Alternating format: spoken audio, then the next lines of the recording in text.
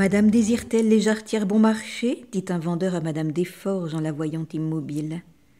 Tout soit 29 sous. Elle ne daigna pas répondre.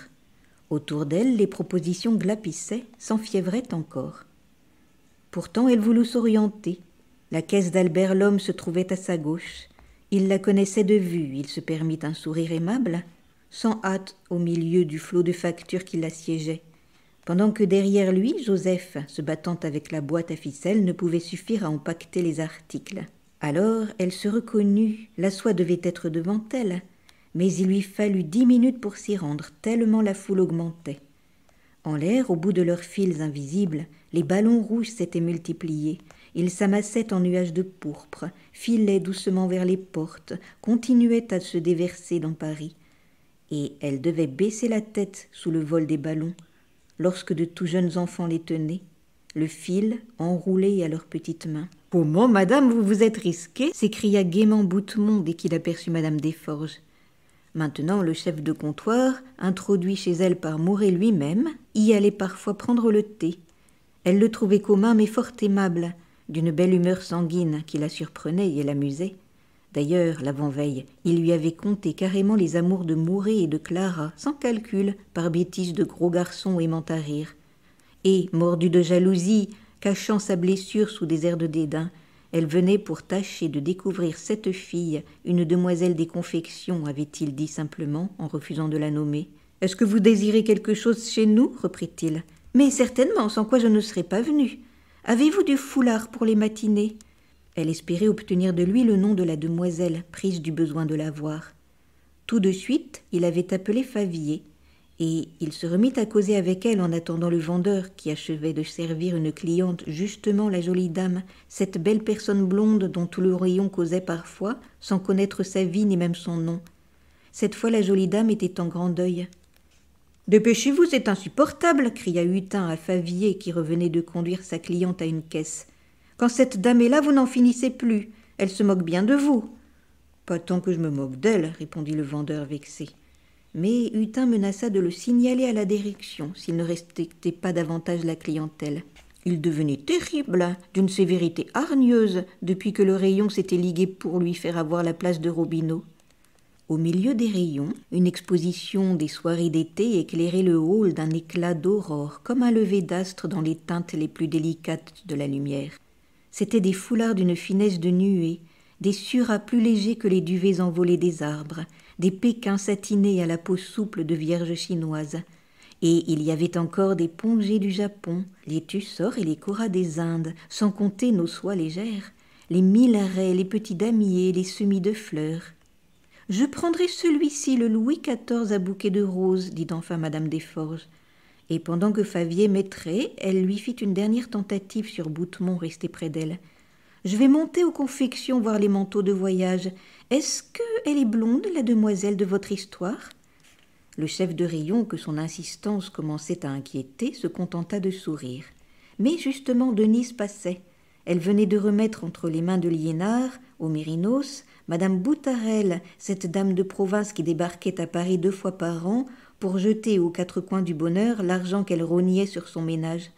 Et comme Favier prenait déjà le foulard de madame Desforges, Hutin, croyant le contrarier, l'arrêta. « C'est inutile, mademoiselle aura l'obligeance de conduire madame. » Denise, troublée, voulut bien se charger du paquet et de la note de débit.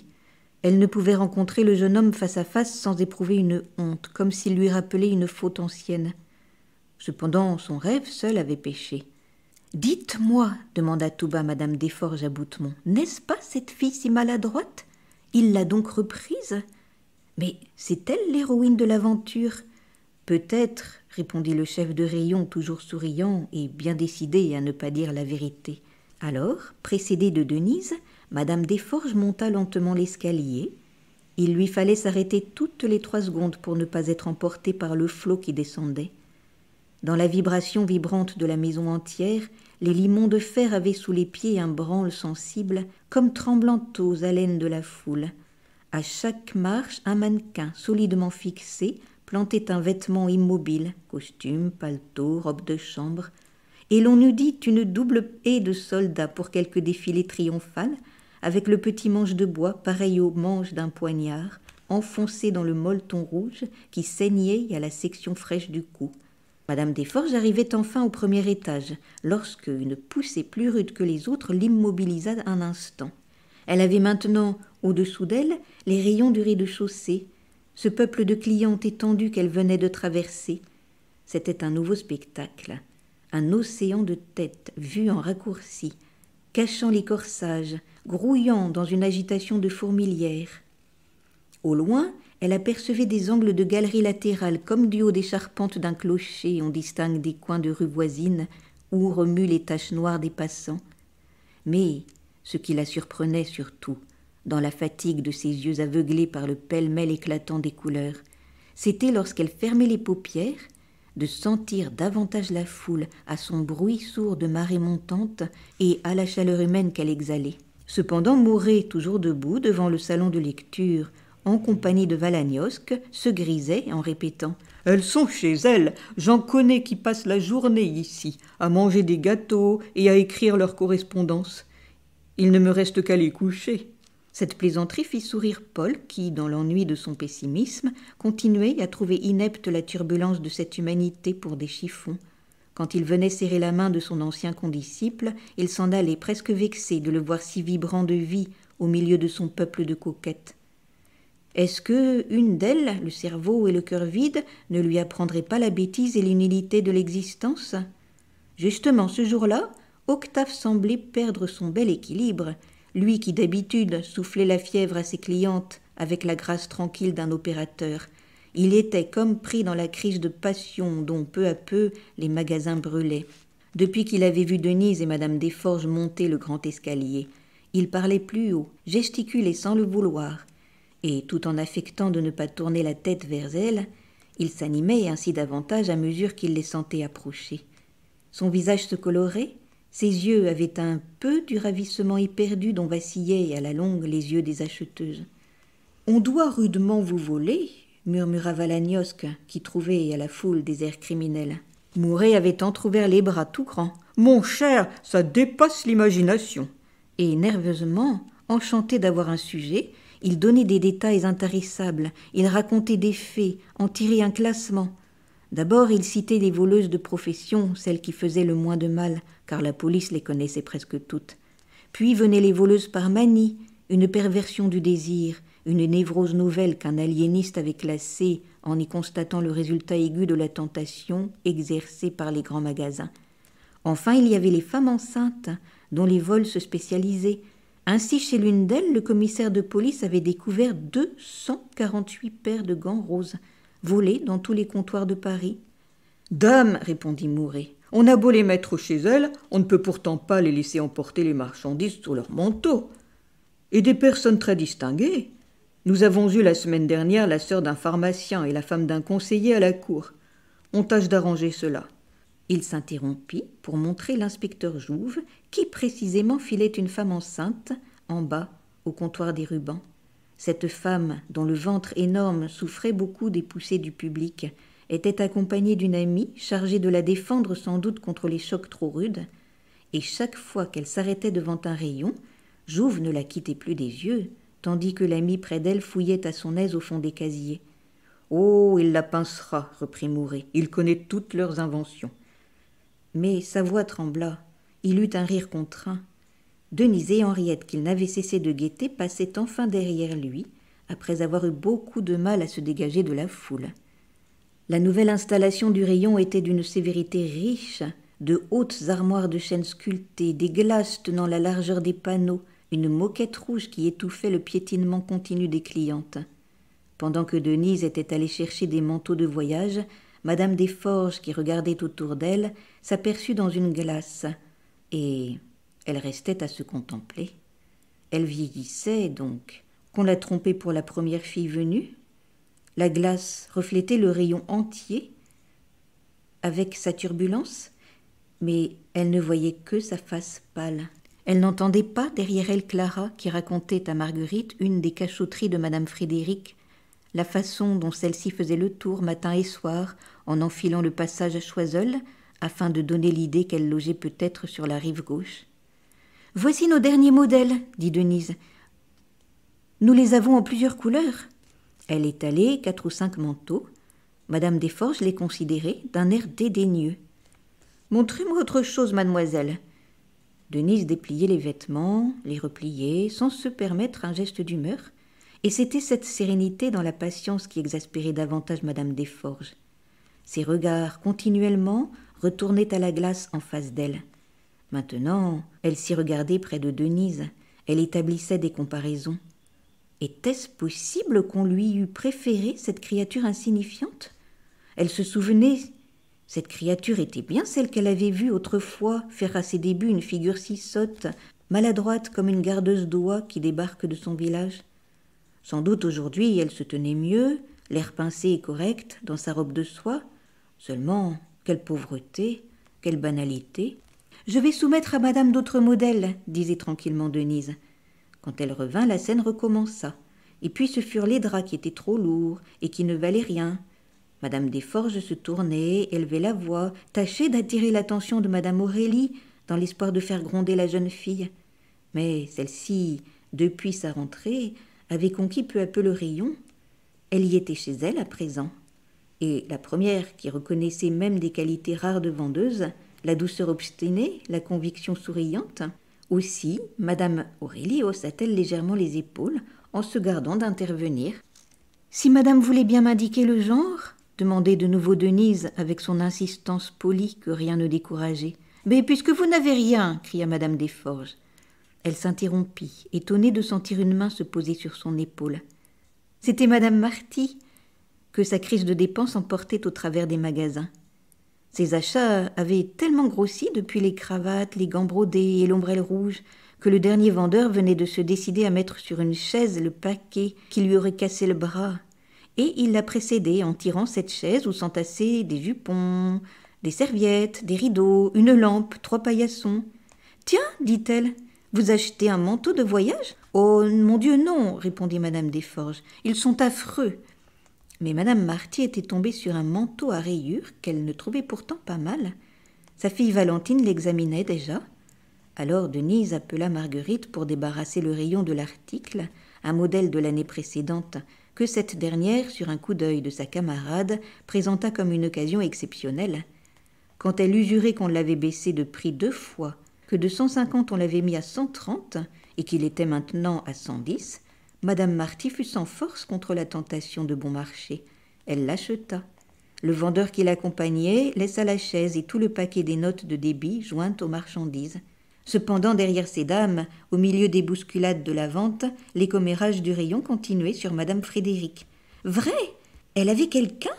disait une petite vendeuse nouvelle au comptoir. « L'homme des bains, pardi !» répondait Clara. « Faut se défier de ces veuves tranquilles. » Alors, tandis que Marguerite débitait le manteau, madame Marty tourna la tête en désignant Clara d'un léger mouvement des paupières, et elle dit très bas à madame Desforges, « Vous savez, le caprice de monsieur Mouret. » L'autre, surprise, regarda Clara, puis reporta les yeux sur Denise en répondant « Mais non, pas la grande, la petite !» Et comme madame Marty n'osait plus rien affirmer, madame Desforges ajouta à voix plus haute, avec un mépris de dame pour les femmes de chambre, « Peut-être la petite et la grande, toutes celles qui veulent. » Denise avait entendu. Elle leva ses grands yeux purs sur cette dame qui la blessait et qu'elle ne connaissait pas. Sans doute c'était la personne dont on lui avait parlé, cette amie que le patron voyait au dehors. Dans le regard qu'elles échangèrent, Denise eut alors une dignité si triste, une telle franchise d'innocente qu'Henriette resta gênée. « Puisque vous n'avez rien de possible à me montrer, dit-elle brusquement, conduisez-moi aux robes et aux costumes. »« Tiens !» cria madame Marty, « j'y vais avec vous. Je voulais voir un costume pour Valentine. » Marguerite prit la chaise par le dossier et la traîna renversée sur les pieds de derrière qu'un tel charriage usait à la longue. Denise ne portait que quelques mètres de foulard achetés par madame Desforges. C'était tout un voyage, maintenant que les robes et costumes se trouvaient au second, à l'autre bout des magasins. Et le grand voyage commença, le long des galeries encombrées. En tête marchait Marguerite, tirant la chaise comme une petite voiture, s'ouvrant un chemin avec lenteur. Dès la lingerie, madame Desforges se plaignit. Était-ce ridicule, ces bazars où il fallait faire 2 lieues pour mettre la main sur le moindre article ? Madame Marty se disait aussi morte de fatigue, et elle n'en jouissait pas moins profondément de cette fatigue, de cette mort lente de ses forces, au milieu de l'inépuisable déballage des marchandises. Le coup de génie de Mouret la tenait tout entière. Au passage, chaque rayon l'arrêtait. Elle fit une première hâte devant les trousseaux, tentée par les chemises que Pauline lui vendit, et Marguerite se trouva débarrassée de la chaise. Ce fut Pauline qui dut la prendre. Aux layettes, ces dames s'extasièrent sans rien acheter. Et puis les faiblesses de Madame Marty recommencèrent. Elle succomba successivement devant un corset de satin noir, des manchettes de fourrure vendues au rabais à cause de la saison des dentelles russes dont on garnissait alors le linge de table. Tout cela s'empilait sur la chaise. Les paquets montés faisaient craquer le bois et les vendeurs qui se succédaient s'attelaient avec plus de peine à mesure que la charge devenait plus lourde. « Par ici, madame, disait Denise sans une plainte après chaque halte. « Mais c'est stupide, criait madame Desforges. Nous n'arriverons jamais. Pourquoi n'avoir pas mis les robes et costumes près des confections? En voilà un gâchis. » Madame Marty, dont les yeux se dilataient, grisée par ce défilé de choses riches qui dansaient devant elle, répétait à mi-voix « Mon Dieu, que va dire mon mari? Vous avez raison, il n'y a pas d'ordre dans ce magasin. On se perd, hein, on fait des bêtises. » Sur le grand palier central, la chaise eut peine à passer. Mouret justement venait d'encombrer le palier d'un déballage d'articles de Paris, des coupes montées sur du zinc doré, des nécessaires et des caves à liqueur de Camelotte, trouvant qu'on y circulait trop librement, que la foule ne s'y étouffait pas. Et là, il avait autorisé une de ses vendeuses à exposer sur une petite table des curiosités de la Chine et du Japon, quelques bibelots à bas prix que les clientes s'arrachaient. C'était un succès inattendu. Déjà, il rêvait d'élargir cette vente. Au second, la course recommença. Denise, qui depuis le matin promenait ainsi les clientes, tombait de lassitude, mais elle restait correcte, avec sa douceur polie. Madame Marty suppliait en riant Madame Desforges de l'empêcher de dépenser davantage, lorsque la rencontre de Madame Guibal lui apporta une excuse. C'était au rayon des tapis. Celle-ci venait enfin de monter rendre tout un achat de portières d'Orient, fait par elle depuis 5 jours, et elle causait, debout devant le vendeur, un grand gaillard, dont les bras de lutteur remuaient du matin au soir des charges à tuer un bœuf. Naturellement, il était consterné par ce rendu, qui lui enlevait son temps pour cent. Aussi tâchait-il d'embarrasser la cliente, flairant quelque aventure louche.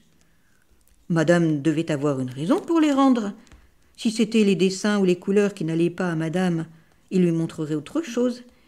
Il avait un assortiment très complet.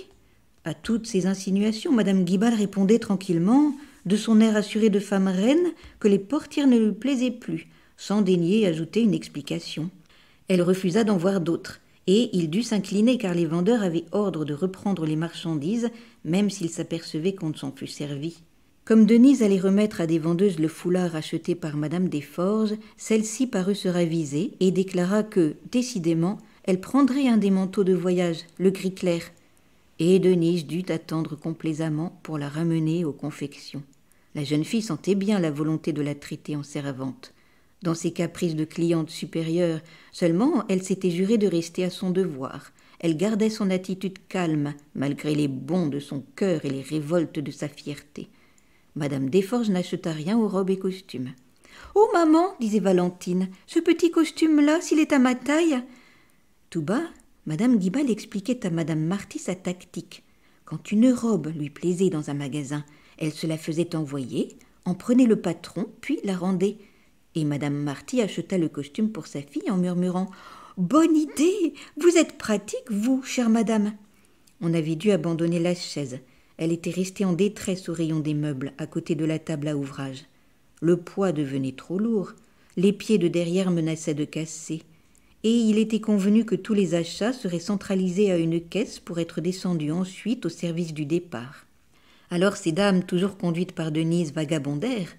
On les revit de nouveau dans tous les rayons. Il n'y avait plus qu'elles sur les marches des escaliers et le long des galeries. Des rencontres à chaque instant les arrêtaient. Ce fut ainsi que, près du salon de lecture, elles retrouvèrent madame Bourdelais et ses 3 enfants. Les petits étaient chargés de paquets. Madeleine avait sous le bras une robe pour elle, Edmond portait une collection de petits souliers, tandis que le plus jeune, Lucien, était coiffé d'un képi neuf. « Toi aussi » dit en riant madame Desforges à son amie de pension. Ne m'en parle pas, s'écria madame Bourdelais. Je suis furieuse. Ils vous prennent par ces petits êtres maintenant. Justement, Mouret, qui se trouvait encore là, en compagnie de Valagnosc et de monsieur de Boves, l'écoutait d'un air souriant. Elle l'aperçut. Elle se plaignit gaiement, avec un fond d'irritation réelle, de ces pièges tendus à la tendresse des mères. Denise, de nouveau, s'était arrêtée pour attendre ces dames. Elle tournait le dos. Mouret, pour lui-même, affectait de ne pas la voir.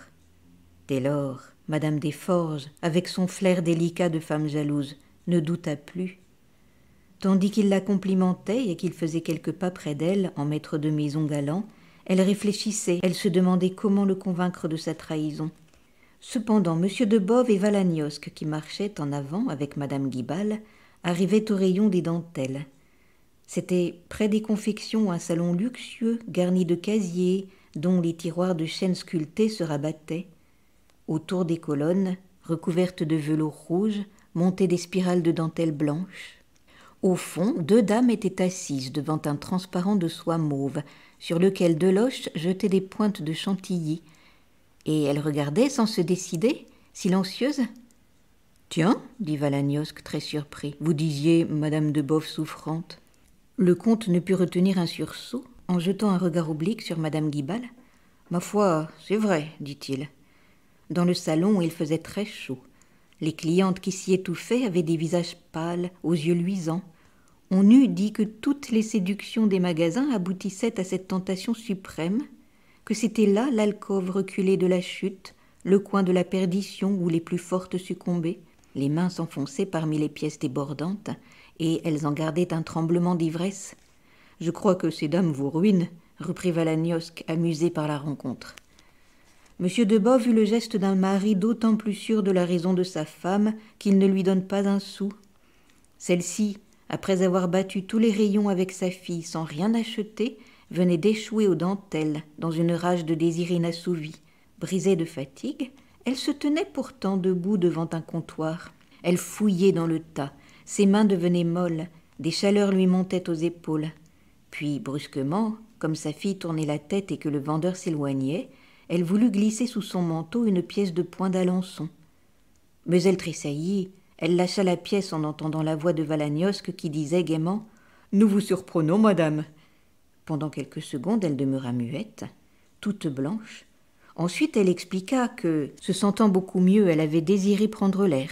Et en remarquant enfin que son mari se trouvait avec madame Guibal, elle se remit complètement, elle les regarda d'un air si digne que celle-ci crut devoir dire « J'étais avec madame Desforges, ces messieurs nous ont rencontrés. » Précisément, les autres dames arrivaient.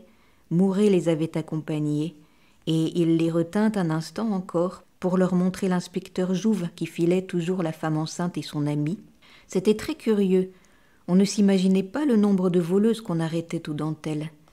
Madame de Boves, qui l'écoutait, se voyait entre 2 gendarmes avec ses 45 ans, son luxe, la haute situation de son mari, et elle était sans remords, elle songeait qu'elle aurait dû glisser le coupon dans sa manche.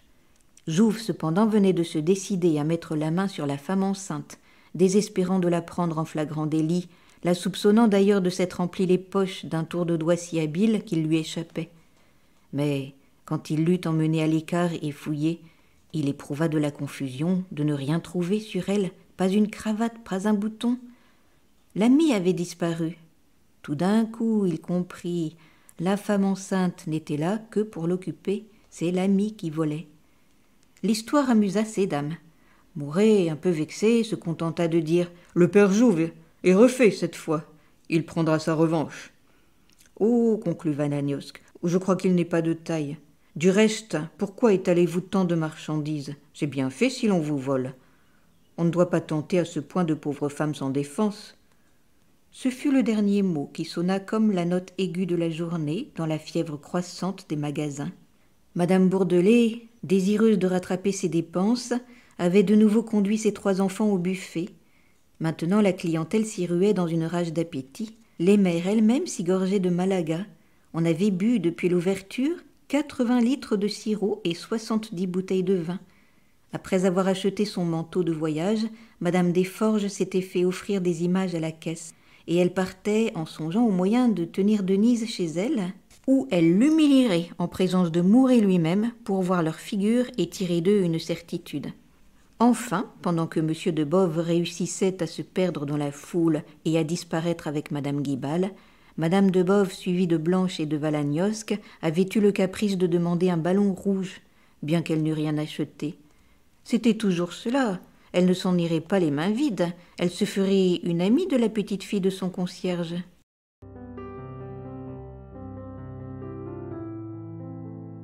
Au comptoir de distribution, on entamait le 40e mille.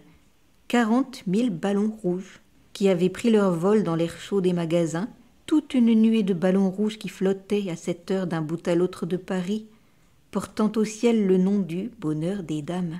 5 heures sonnèrent.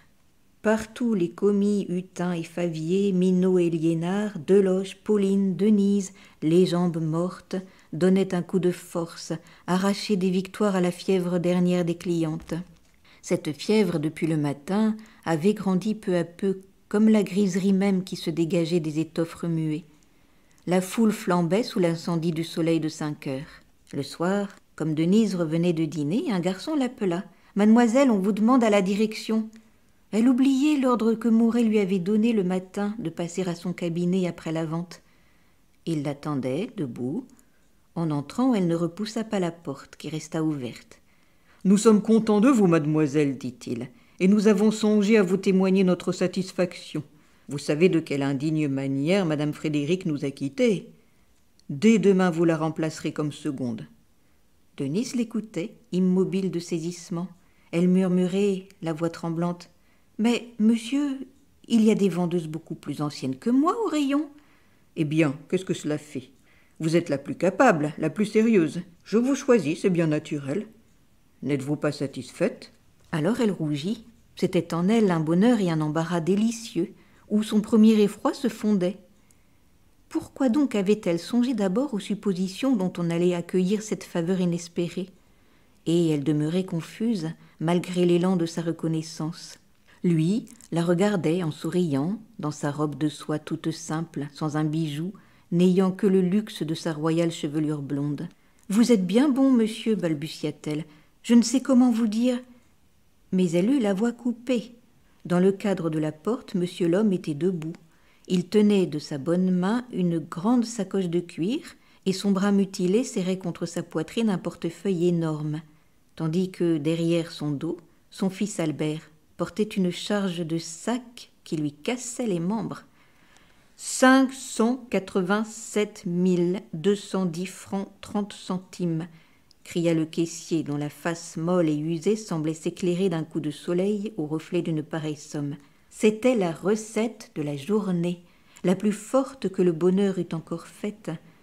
Au loin, dans les profondeurs des magasins que monsieur l'homme venait de traverser lentement, de la manche pesante d'un bœuf trop chargé, on entendait le brouhaha, le remous de surprise et de joie laissé par cette recette géante qui passait. « Mais c'est superbe !»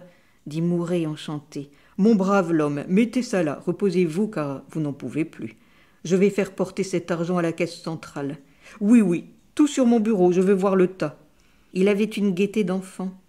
Le caissier et son fils se déchargèrent. La sacoche eut une clairsonnerie d'or. 2 des sacs en crevant lâchèrent des coulées d'argent et de cuivre, tandis que, du portefeuille, sortaient des coins de billets de banque.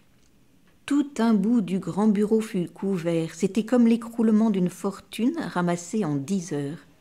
Lorsque monsieur l'homme et Albert se furent retirés en s'épongeant le visage, Mouret demeura un moment immobile, perdu, les yeux sur l'argent. Puis, ayant levé la tête, il aperçut Denise qui s'était écartée. Alors il se remit à sourire.